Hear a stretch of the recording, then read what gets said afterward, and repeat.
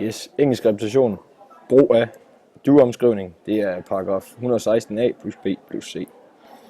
Omskrivning af do, når det kommer til tider, så kan man i præsens, der hedder det where do you live, og i imperfektum hedder det where did he move to, for eksempel. Man er nødt til, man kan ikke bare oversætte direkte, for eksempel, hvis du skal spørge, hvor bor du, kan man ikke bare oversætte where you live. Det giver ikke nogen mening for engelsk, så man er nødt til at sætte do ind.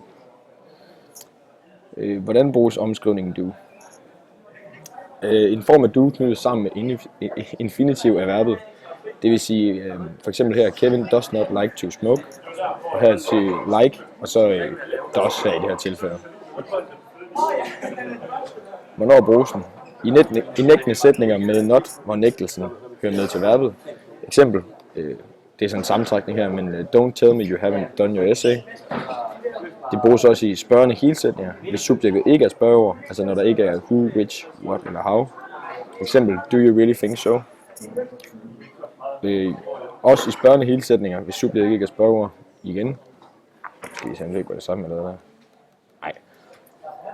Så kan det også være, do you really think so? Eller who do you want to meet? Who met you at the station? Der bruger man så ikke, hernede der bruger man så ikke do. Når man vil understrege verbet, kan man også bruge det. They do not smoke all the time, don't they?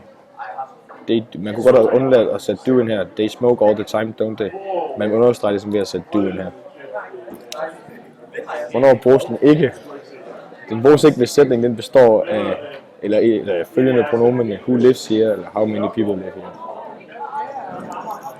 here. Hvis verbalet indeholder et andet hjælpeverbum end do, can you come, der er can, det går altså ind i stedet for do, eller have you told him to get there.